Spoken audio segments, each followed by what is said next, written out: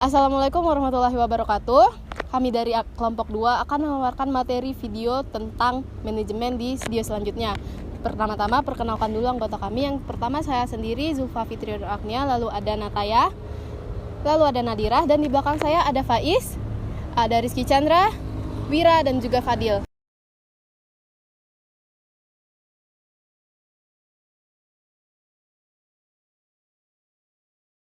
Pengertian manajemen.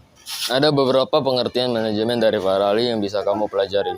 Kalau menurut George Arteri dalam bukunya The Principle of Management, manajemen ialah usaha-usaha dilakukan untuk mencapai tujuan yang sudah ditetapkan lebih dahulu dengan menggunakan kegiatan orang lain. Sedangkan Profesor Oil Yang Lee menjabarkan manajemen sebagai suatu ilmu dan seni dalam merencanakan, mengordinasikan, mengarahkan, dan mengordinasikan serta mengawasi tenaga manusia dengan bantuan alat-alat dalam rangka mencapai tujuan yang sudah ditetapkan.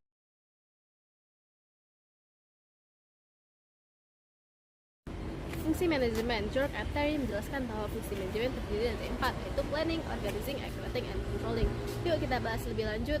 Untuk planning atau perencanaan merupakan proses dasar manajemen untuk menentukan tujuan dan langkah-langkah apa saja yang harus kita lakukan untuk mencapai tujuan tersebut. Lalu manfaat dari planning ini, yang pertama tugas menjadi tepat sasaran, yang kedua meminimalisir peluang kesalahan, lalu yang ketiga sebagai pedoman kegiatan, lalu yang keempat kesatuan dan visi misi yang sama. Untuk melakukan planning yang baik, kita harus memenuhi beberapa syarat. Syarat-syarat tersebut merupakan yang pertama, memiliki tujuan yang jelas, yang kedua bersifat sederhana, lalu yang ketiga fleksibel sesuai dengan perkembangan, lalu yang keempat punya unsur keseimbangan antara tujuan bagian dengan tujuan perusahaan.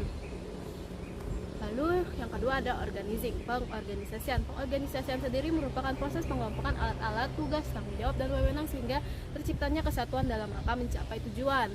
Singkatnya, pengorganisasian ini merupakan pengaturan sumber daya fisik dan manusia yang dimiliki untuk merealisasikan tujuan.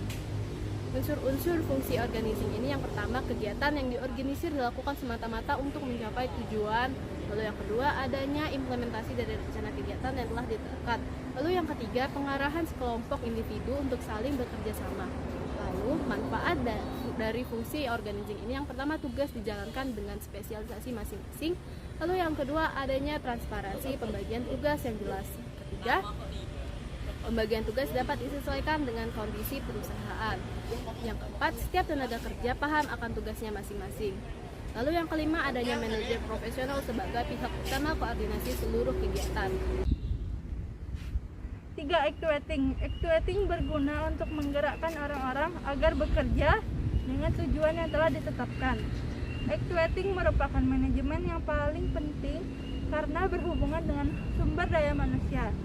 Untuk itu, actuating ini dikaitkan dengan kegiatan leadership atau kepemimpinan. Ada 3 gaya dalam kegiatan kepemimpinan, yakni otoriter, demokrat, dan bebas. 4. Controlling. Manajemen yang berguna untuk menilai apa yang terjadi demi tercapainya tujuan.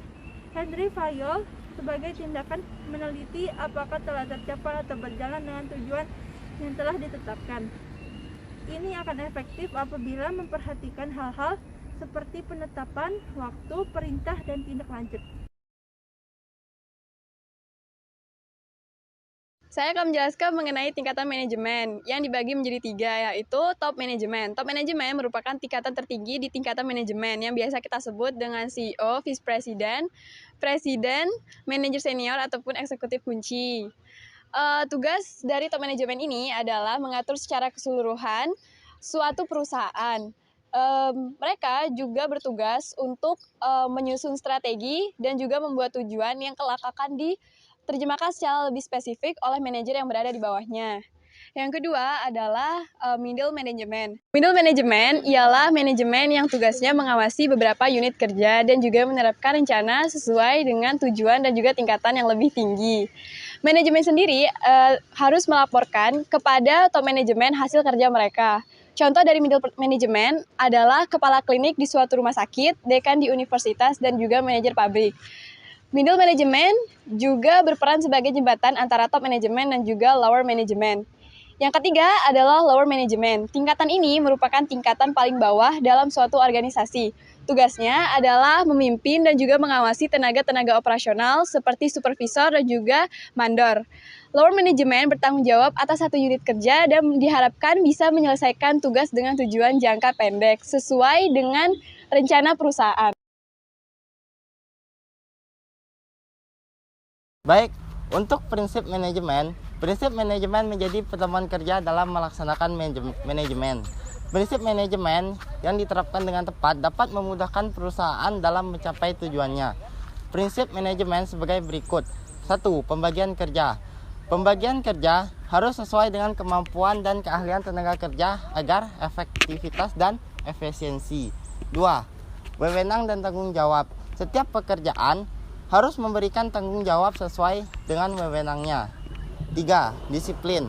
Disiplin merupakan kepatuhan dan ketaatan pada pekerjaan yang menjadi tanggung jawabnya.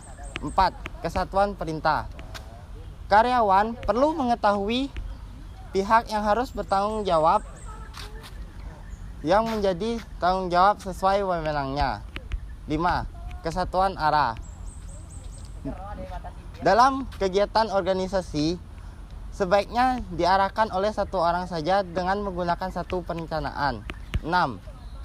Mengutamakan kepentingan umum di atas kepentingan pribadi. Kepentingan dalam organisasi secara keseluruhan harus berada di atas kepentingan pribadi. Dan yang terakhir, 7. Pemberian upah. Gaji atau upah bagi karyawan merupakan kompensasi atas keterlibatannya dalam pekerjaan.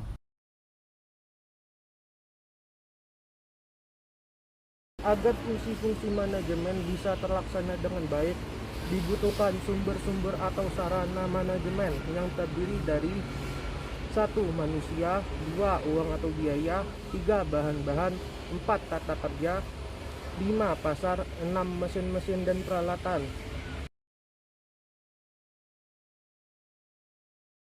Oke, saya akan menjelaskan tentang bidang-bidang manajemen. Yang pertama adalah manajemen produksi. Pengertian dari bidang manajemen produksi adalah rangkaian kegiatan terkendali dan terencana dalam rangka mengubah input menjadi output dan melakukan evaluasi terhadap output melalui umpan balik. Manajemen produksi wajib melakukan kegiatan produksi dengan baik agar menghasilkan produk-produk bermutu. Manajemen produksi meliputi yang pertama adalah perancangan sistem produksi yang terdiri dari rancangan produk, proses produksi, volume produksi, lokasi dan tata letak, dan rancangan pekerjaan. Yang kedua adalah pengendalian sistem produksi yang terdiri dari pengendalian mutu dan manajemen persediaan. Yang kedua adalah manajemen pemasaran. Pengertian dari manajemen pemasaran adalah kegiatan pengaturan secara optimal dari fungsi pemasaran agar kegiatan pertukaran atau penyampaian barang dari produsen ke konsumen berjalan lancar dan memuaskan. Hal yang perlu dilakukan dari manajemen pemasaran yang pertama riset pasar, yang kedua segmentasi pasar, yang ketiga bauran pemasaran, yang keempat kepuasan pelanggan. Yang ketiga adalah manajemen keuangan. Pengertian dari manajemen keuangan adalah manajemen yang berhubungan dengan langkah untuk mendapatkan sebuah dana yang dibutuhkan dan bagaimana penggunanya mencapai angka sesuai tujuan.